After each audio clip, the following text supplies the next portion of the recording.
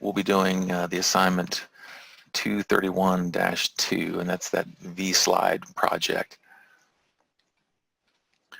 The book talks a little bit about the line command. It introduces you to the circle command. It talks about coordinates.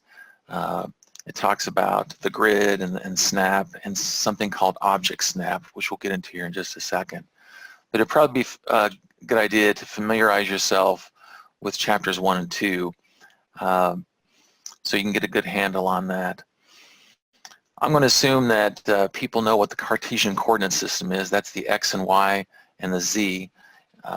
In this first part of this class, actually all of the class, this particular class, we'll just be working with the 2D, the X and Y. It talks about absolute coordinates. It talks about relative coordinates.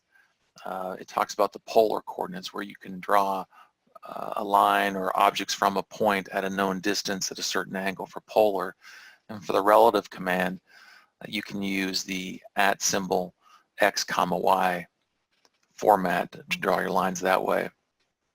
For instance, if I were to come in here and go to my line command here on the ribbon, we go to the draw panel, and right now AutoCAD has asked me for a point. And what I recommend to beginners to AutoCAD is to keep an eye on your command prompt. And your command prompt is down here in the lower left corner of your screen. And it'll tell you what it wants. AutoCAD will let you know that, hey, right now I need a point.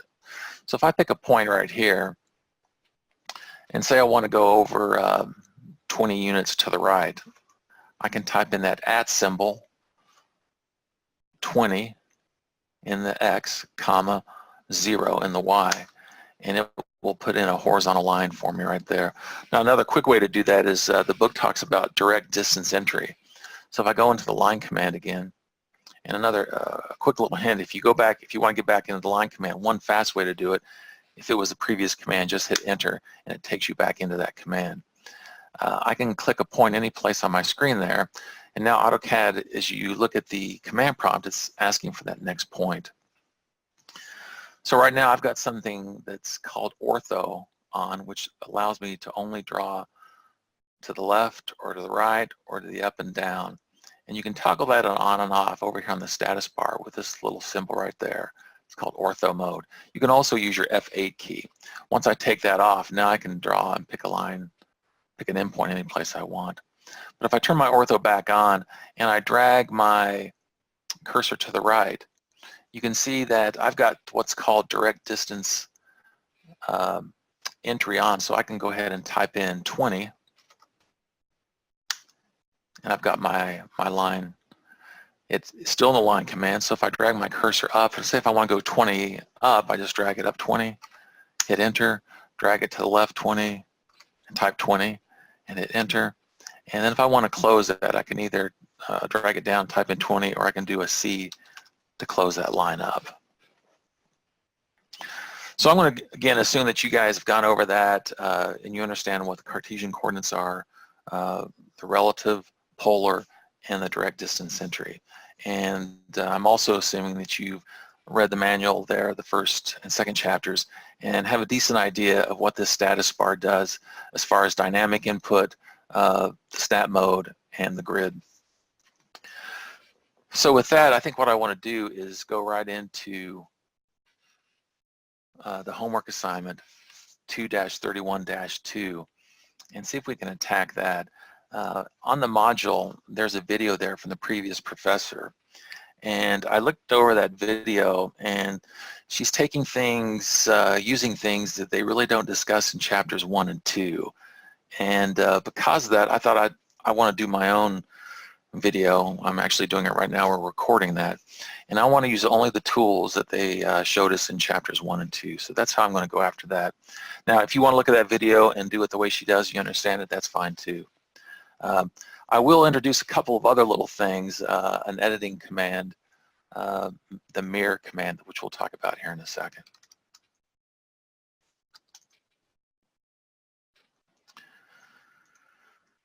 So if we look at this V-slide just for a second here, it gives us some dimensions. And the way I'm going to attack this, there's different ways you can do it. To start off this, I'm going to use the absolute coordinate, and I'm going to assume my absolute coordinate is the midpoint of this horizontal line right here. And that's going to be my 0, 0. And then what I'm going to do is draw 3 circles. It's going to look something like this here. And then with those circles, I'll be drawing in some tangent lines, and then we'll do some trimming. So that's kind of how I'm going to attack this. And again, everybody's got different ways that you can do things.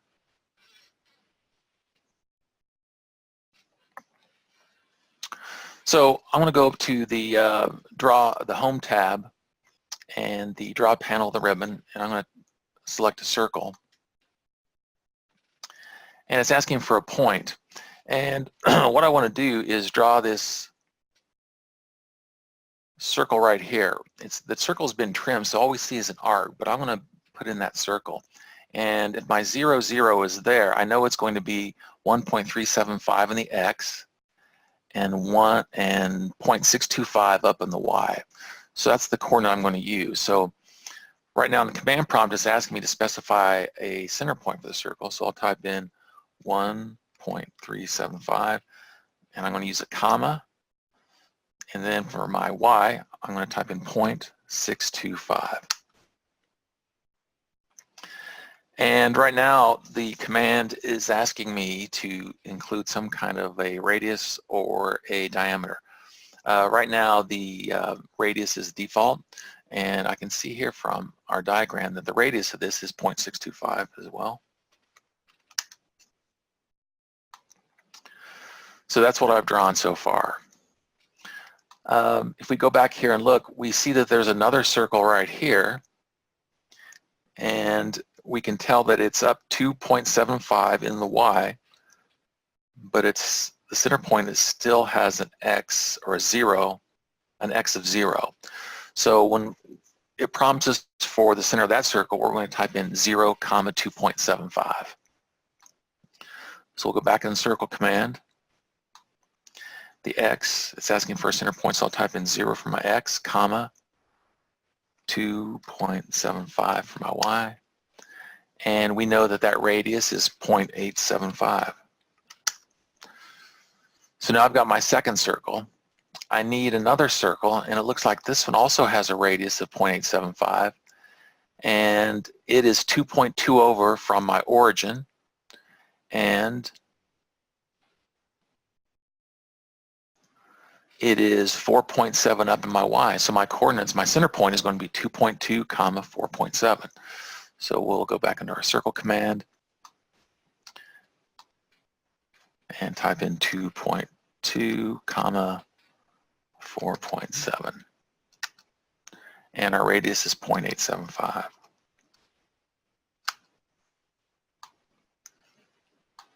So that's the backbone of the project right here. So what we do at this point is we want to draw a line from this circle to that circle that's tangent, and this tangent is a line that goes through another object at only one point. Unfortunately for us, they've got an OSNAP called tangent, which allows us to do that. And I've got my OSNAP toolbar up here right now. If your OSNAP toolbar is not up, if you right-click in this area and select AutoCAD, you can come down in and check mark that out, Object Snap. So for the tangent to work, you first have to be in the line command. That's the key. So I'm in the line command. It's asking me for a point. So I'm going to go click the tangent OSNAP, and I'm going to pick in the ballpark of where I think that tangent is going to be.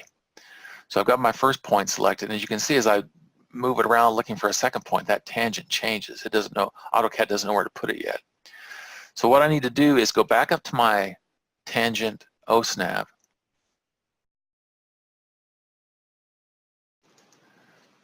and select that circle there. So I hit enter to close the command. And now I've got a tangent. The next thing we've got to do, and this is the tricky part, at least I thought it was, is somehow we've got to draw a parallel line. These two lines here are parallel. And then we've got a line up here that's perpendicular to this line. So it's more than just going, if we go tangent from here to here, it's not going to be parallel with this. So we kind of got to do a little trick here. And in the video that's on currently on the module, the former professor talks about how to put in some constraints, and that's something that we may talk about later. But just using the tools we have in Chapter 1, the way I'm going to do this is I'm going to go into my line command, and I'm going to draw a temporary line. And it's asking me for a point. I want to draw a tangent from this circle perpendicular to this line. So if I go to my tangent OSNAP, and it's going to be around here someplace, so I'm just going to left click there. Now for my second point, I want to go perpendicular, use that OSNAP. I don't know if they talked about this OSNAP in Chapter 2 or not, but it's there on the toolbar. And then I want to go perpendicular to that line there, that first line that we put in. I hit enter to close out. So that is going to be a temporary line that we're going to erase here in just 1 second. At this point here, what I want to do is I want to go from the tangent point of this circle to the perpendicular of this to get that parallel line. So we go back into our line command, and I'll select the tangent. And again, you got to remember that you first have to be in the line command before these OSNAPs work. I'm in the line command, I select the tangent point where I think it's going to be, or fairly close. And then I go perpendicular to this right here. And now you can see we've got that parallel line drawn. At this point here, I'm still in the line command, and if I take my ortho off, I just select the F8 key. I can pick anywhere I want. I really want to pick the endpoint of that line. That's what I want, because it's going to be perpendicular. I know it's going to be a tangent. So I've got an intersection OSNAP bond, but if you don't have that, if you click on the endpoint and then hit enter to close out of that. So now I'm not going to need this line anymore. And I can't use the trim command on this one because it's just a single line segment. So I just select it, and I can either click on erase and select it, or if you select an object and just hit your delete key, that works as well also. So now what I want to do is I need to do some trimming here, and the book mentions trim command. I think they talk about the extend command as well. When you do a trim command, what AutoCAD is going to prompt you for are the cutting edges. And you can select as many cutting edges as you want, and then you hit enter, and that takes you to the second part of the command, which is the selection of the pieces that you want to get rid of. And sometimes I'm trying to figure out something like this, what's my cutting edge, what do I want to get rid of. If I think about it too hard, it takes me a while. So sometimes what I do is I just go up to the trim command, and I'm just going to turn everything into a cutting edge. And one way to do that, to select multiple objects, is to click on your AutoCAD any place in a blank area of the screen. And if you drag it up to the upper left, you'll see it turns green. And that is a crossing window. So that's going to select all those items for me. If I hit enter here, AutoCAD is now asking to select the pieces you want to get rid of. So I want to get rid of this piece. I want to get rid of that piece and that piece. So we're getting closer there. We've got that right side pretty much done. And we do have to do some trimming of this big circle, but we don't want to do any trimming until we get that left side drawn. To do the left side, we could go through that same song and dance. We would just have to make sure when we draw our circles, we would make sure that the x coordinate is a negative value instead of positive. And we already have this one circle there, so we would just need to put 2 in. A better way to do that is, and I don't think they talked about this in Chapter 2, so we'll give you a bonus command here, is to use the mirror command. Since this object is symmetrical, we can use the mirror command and just mirror that thing around the y-axis. And that'll save us a lot of time. And the mirror command is something you'll be using all the time. So to do that, we come over here to the Modify panel and select Mirror. And AutoCAD is asking us to select objects. And we could select these one at a time if you wanted to. But the fast way to do that, again, is just select off to the right and drag up to the left and then hit Enter. Once you do that, AutoCAD says, hey, I want a mirror line. Give me some kind of a mirror point. And we don't have a line on there, but we've got some points that we can select to get that mirror line. And one point we want to use is the center of that circle. And I want to make sure I've got my center OSNAP on. And I select the center. And you can see as you drag your cursor over the circle, it finds the center. So I'll click there. Now for the next one, we want a line that's straight up or straight down. And right now, I'm not able to get that. And I could get close and eyeball it, but we never want to eyeball things. But if you remember, we talked about that orthogonal command. So if I come down to the status bar and click my ortho on, now I can drag it straight up or straight down. It's the same thing. It's establishing that axis for me. And I just left click there, any place with my ortho on. And now AutoCAD is saying, hey, do you want to erase your source objects? And it's saying basically all those items on the right side, do you want to keep those or do you want to erase them? We do not want to erase them, and no is the default. And I can see that no is in my brackets there. So I'll go ahead and hit Enter, or I can type it in and hit Enter. So now I've got the left side completed. Now what we need to do is just draw the bottom line and trim the circle out. So I'm going to go back into my line command. And at this time, I could use my tangent to go tangent to the bottom of the circle, or there's another OSNAP that's very helpful. It's the quadrant. And the quadrant will snap to 4 places on a circle. It'll snap to the 12 o'clock, it'll snap to 3 o'clock, 6 o'clock, and 9 o'clock. In this case, we want to use that quadrant to snap to the 6 o'clock position of the circle. So we click on that, I'll click the bottom of that circle, I'll click on it again, and I'll get the bottom of that circle and hit Enter. Now this time I can go ahead and click on my trim command. And again, I'm kind of lazy, so I'm just going to put a crossing window around everything, turn everything into a cutting edge, hit Enter, and then select that part to get rid of. I select this part and that part. And let's try that again. Why didn't that trim?